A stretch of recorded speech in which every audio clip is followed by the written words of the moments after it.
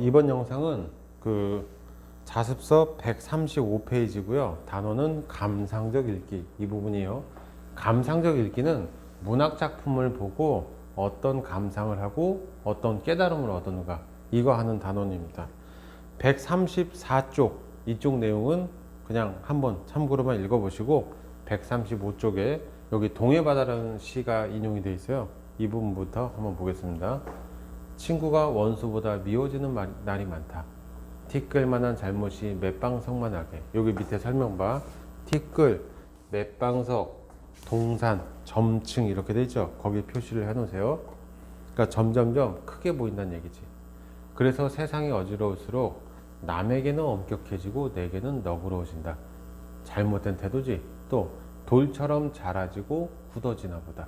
여기 뭐 있어요? 자조적 태도가 있지. 여기 밑에는 부정적 태도 성찰 이렇게 돼 있지.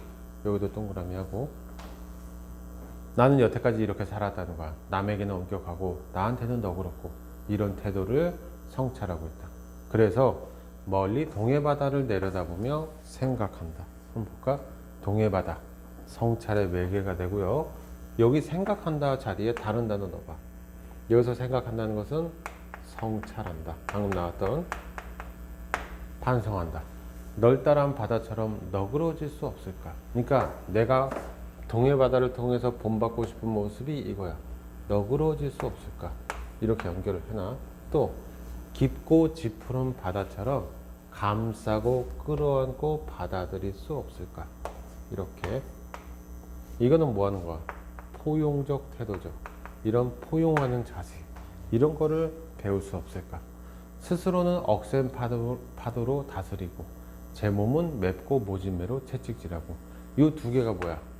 이 두 개가 나에게 너그럽게 대하는 게 아니라 나에게 엄격하게 대하는. 그러니까 1년에 나왔던 1년의 밑에서 두 번째 줄이죠. 남에게 엄격해지고 내게는 너그러워지는 거에 반대로 살겠다. 이렇게 시를 마무리를 하는 겁니다. 그러니까 이런 시 작품을 보면서 어떤 깨달음이 있고 이런 것들을 이제 보는 겁니다. 그래서 이쪽 단어는 다 문학이기 때문에 선생님들이 문학과 관련돼서 낼 가능성도 좀 커요. 그리고 여기 밑에 설명에서는 여기 하나, 둘, 세 번째 줄에 내면화 이 단어만 좀 체크하세요. 내면화는 어떤 과정을 통해서 이루어지나 바로 위에 줄에 있어요. 시의 내용에 공감하지. 맞아, 나도 그런 적이 있었어. 그러면서 내 마음속에 받아들이는 과정을 내면화라고 한다. 이렇게 연결만 하시고 그 다음에 이제 136쪽 본문 보겠습니다.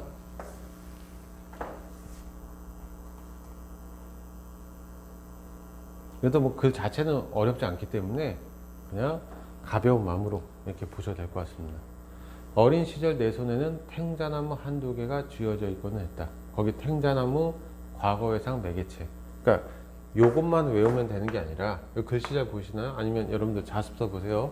과거회상의 매개체. 그럼 이 부분에 기억이라고 해놓고 기억과 기능이 유사한 것은 해서 다른 문학 작품 5개를 쭈루룩 줄 수 있어. 그러니까 이쪽은 그냥 독서라기보다는 문학이라고 생각하시면 됩니다. 그래서 탱자나무는 과거회상의 매개체다. 그 다음에 탱자가 물렁물렁해질 때까지 쥐고 다니는 버릇이 있어서 내 손에서는 늘 탱자 냄새가 났었다. 크고 노랗게 잘 익은 것은 먹기도 했지만 푸르스름한 탱자들을 일 없이 따다가 아무데나 던져놨다. 나도 그런 아이들 중 하나였다. 하면서 내 경험이 들어가 있는 겁니다. 그래서 이 글의 갈래가 뭐냐? 나 역시 그런 아이들 중 하나였다 해서 그 갈래를 바로 오른쪽 이쪽 부분 보세요. 이거는 쌤이 화면 띄워줄게. 여기 경수필 이렇게 되지. 경수필. 경수필의 개념은 뭐냐면 경험을 다룬 수필 이렇게 생각하시면 됩니다. 경험을 다뤘다. 그러니까 경험을 다뤘기 때문에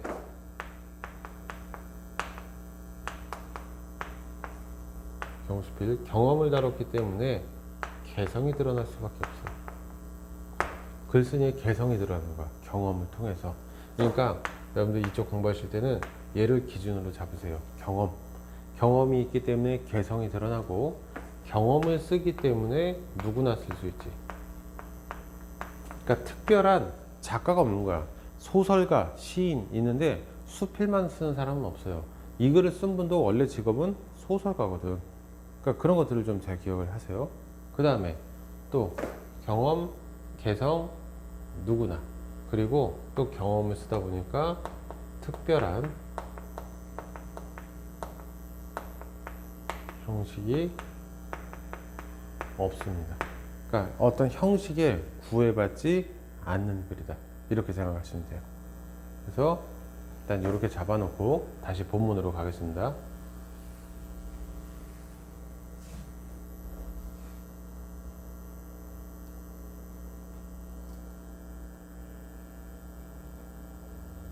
여기 이제 남은 단이야. 지금도 고향하면 탱자의 시큼한 맛, 탱자처럼 노랗게 된 손바닥.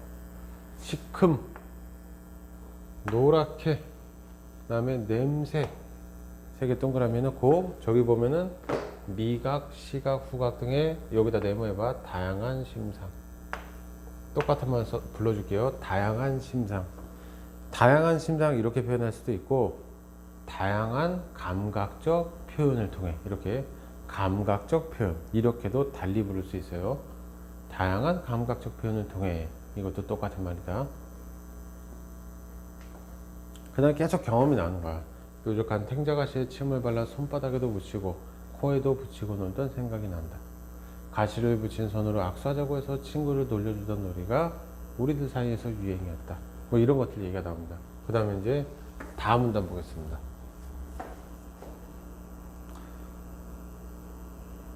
그래서 탱자가시에 찔리고 하는 것이 예사였는데 가시 박힌 자리가 성이 나서 손이 퉁퉁 부었던 적이 있다. 여기 설명 부분에다 줄고 가시에 대해서 생각하게 된 계기야. 과연 가시는 무엇이냐? 그게 뭐냐면 다음 밑줄이야. 왜 탱자나무에 가시가 있을까? 성찰이 시작되었다.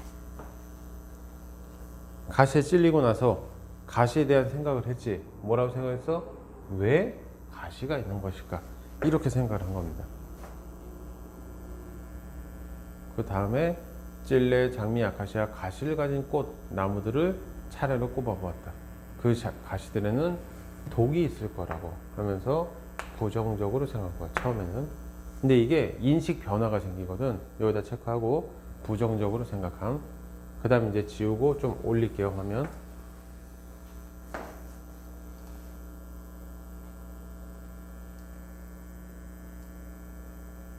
얼마 후에 아버지는 내게 가르쳐 주셨다 하면서 인식이 바뀌게 된 계기, 이게 아버지 때문에 그래. 인식 변화, 글쓴이의 인식 변화를 통해 이러면 무조건 맞는 얘기가 되는 거야. 내게 가르쳐 주셨다. 거기도 체크해놔지. 인식이 바뀌게 된 계기. 가시에 독이 있는 것은 아니고 아름다운 꽃과 열매를 지키기 위해 보호, 여기다 체크하고 그런 나무들에게 가시가 있는 거라고. 다른 나무들은 가시 대신 냄새가 지독한 거, 나뭇잎이 써서 먹을 수 없거나 열매의 독성인 것도 있고 하면서 다 자기를 보호하기 위한 것들이 하나씩 있다는 얘기야. 그래서 맨 밑에 줄 보면 줄 그어져 있는 부분 있죠. 자기를 지킬 수 있는 힘, 이게 가시의 의미가 있는 거야. 라고 아버지가 내게 어떤 깨달음을 주신 겁니다. 그래서 글쓴이의 인식 변화가 있다. 맞는 얘기야. 그 다음 볼게요. 그러던 어느 날 요거 탱자꽃님 보다가 스스로 가시에 찔린 흔적을 발견하게 되었다.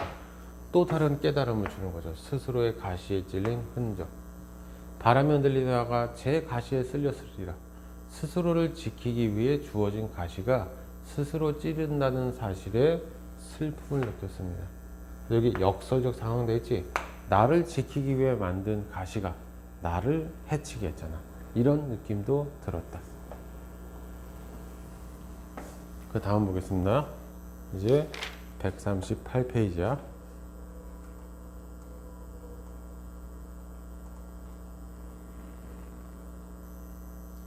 언제부터 내 손에는 더 이상 둥글고 향긋한 탱자 열매가 들어있지 않게 되었다. 그 손에는 탱자나무 대신에, 탱자 열매 대신에 이런 것들, 네모가 막 되지, 이런 것들을 들고 있었다. 그게 비슷한 게 요겁니다. 생활의 짐. 여기 보면 삶의 무게, 힘겨운 일상 이렇게 됐지. 그러니까 이런 것들을 다 묶어서 바문단에 있는 내물을 다 묶어줄 수 있는 말이 이겁니다. 생활의 짐. 그래서 이 생활의 짐은 한 번도 가벼워진 적이 없으며 그런 동안 내 속에는 가시들이 자라나기 시작했다. 가시는 꽃과 나무에게만 있는 것이 아니었다. 세상에 또는 스스로에게 수없이 찔리면서 누구나 제 속에 자라나는 가시를 발견한다. 잠깐만 좀 올려서 해줄게. 여기 중요한 구절. 누구나 제 속에 자라나는 가시를 발견한다. 여기 벨페나 경험을 일반화했다. 이게 무슨 경험을 일반화? 이게 무슨 얘기냐면요. 나의 개인의 경험인데 모든 사람이 그럴 것이다라고 일반적으로 적용을 하는 거야. 그게 경험을 일반화했다. 근데 우리 시험 범위 중에서 경험을 일반화한 작품이 또 하나 있어. 뭐냐면은 지붕 고치는 이야기 기억나니? 이옥설 지붕 고치는 이야기도 똑같이 돼 있어. 내가 혼자 지붕을 고쳤던 경험을 통해서 그 다음에 뭐로 했어? 사람에 관련된 일로 표현을 했고 사람도 마찬가지다. 사람도 나쁜 점이 있으면 빨리 발견해서 고쳐야 된다.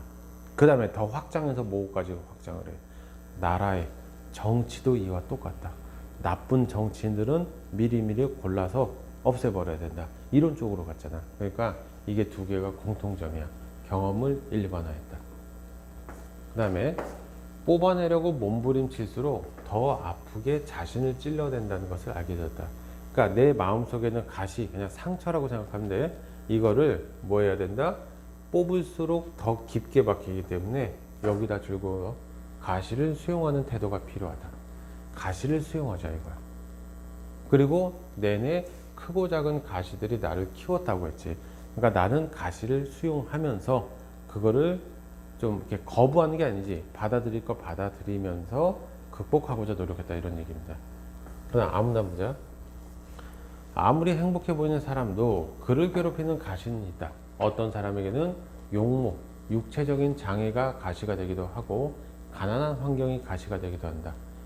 그 다음에 나약하고 내성적인 성격, 원하는 재능이 없다는 거 이런 게 가시가 될 수 있다. 그리고 그 가시 때문에 괴로워하고 삶을 혐오하게 되기도 한다.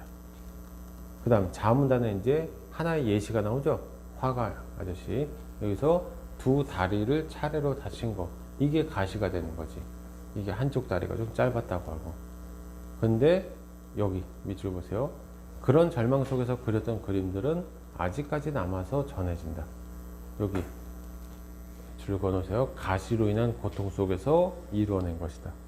그는 내 한쪽 다리가 짧지 않았더라면 나는 그림을 그리지 않았을 것이다 라고 말한 적이 있다. 그에게 가시는 그 약간 짧은 한쪽 다리였다. 그 다음에 이제 자문다무자. 우리가 오래 고통받아온 것들이 오히려 존재를 들어올리는 힘이 된다. 그러니까 고통이 오히려 뭐가 된다? 줄이면 힘이 된다는 얘기입니다. 고통이 가시겠죠. 가시가 오히려 우리를 더 성장할 수 있게 하는 그런 원동력이 될 수 있다 이런 얘기야. 그러니 가시 자체가 무엇인가 하는 것은 중요한 문제가 아닐지도 모른다. 어차피 뺄 수 없는 삶의 가시라면 피할 수 없다면 어떻게 받아들이고 다스리느냐 이게 중요하다. 그래서 여기 밑에 설명 보면 이 부분에다 표시하시면 됩니다. 고통을 수용하며 슬기롭게 이겨내는 자세가 중요하다. 이걸 보여주고 싶었던 거야. 근데 만약에 가시가 없다면, 그 이제 여기 밑에죠. 그것마저 없었다면 인생이라는 잔을 얼마나 쉽게 마셔버렸을 것인가. 인생이라는 잔, 은유법 쓰인 거지. 쉽게 마셔버렸다. 그러니까 인생을 쉽게 살았을 거다. 또 인생의 소중함과 고통의 깊이를 알기도 전에 옷자라 버렸을 것이다. 그 다음에 카문다무자. 실제로 너무 아름답거나 너무 부유하거나 강하거나 재능이 많은 것이 삶을 망가뜨리는 경우를 자주 보게 된다. 그런 점에서 이 고통은 맨 밑에 줄 겸허하게 만들어줄 선물이다. 은유법 많이 썼네, 그지? 선물로 빗댄 거고 겸허하게, 겸손하게 만들어줄 선물일 수도 있다. 그 다음에 그 다음 페이지. 뽑히기를 간절히 바라는 가시야말로 깊이 끌어안고 살아야 할 존재인지도 모른다. 그러니까 뽑히기를 간절히 바라는 가시, 내 몸에서는 없어졌으면 좋겠어. 근데 오히려 다 뭐한다? 끌어안고 살아야 된다. 그래서 여기 역설적 표현. 이걸로 마무리하네. 그만큼 가시라는 것은 우리 인생에 있어서 중요한 부분이다 이겁니다. 그 다음 페이지 넘겨볼게요.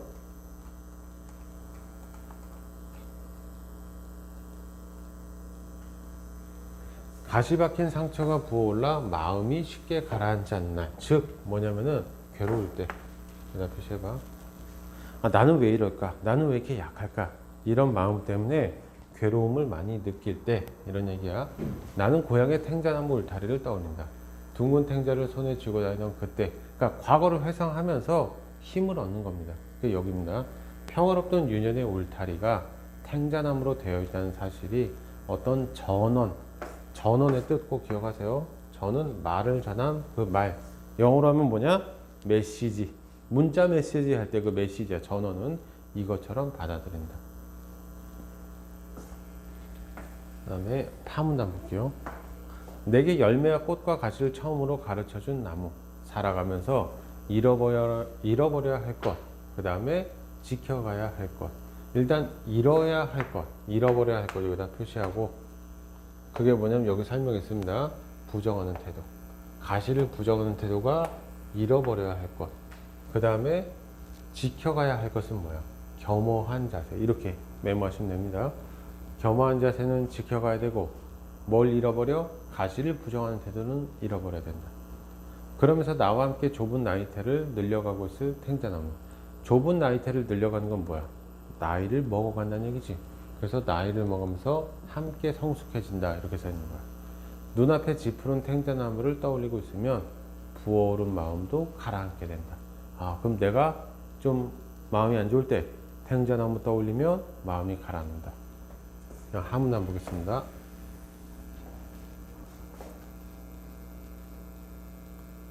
언젠가 탱자나무 울타리를 다시 지나게 된다면 그 사이에 굵어진 가시들을 만지면서 충얼거릴 것이다. 그러고는 오래전에 잃어버린 탱자 하나를 주머니에 넣고는 떠날 것이다. 만일 가시들 사이에 키워낸 향기로운 열매를 내게도 허락해 준다면. 그래서 거기 보면 향기로운 열매, 이게 고통을 받아들이고 견딘 결과 얻은 결실이 된다. 요거의 의미를 잘 기억하세요. 그래서 마지막 결론이 뭐야? 인생의 깨달음을 준 탱자나무 이렇게 끝나는 겁니다. 어머, 이거 어디서 본 거 아니냐? 반통의 물. 작년에 우리 교과서에 있었죠? 그 반통의 물. 그 있잖아, 할아버지가 물통 들고 저쪽 농작물한테 물 주러 가는데 그 할아버지가 다리가 불편해서 쩔뚝거리느라고 물을 절반을 흘렸잖아. 그지? 그 내용. 그거를 쓴 분의 작품. 나희덕이라는 작가의 작품이었다.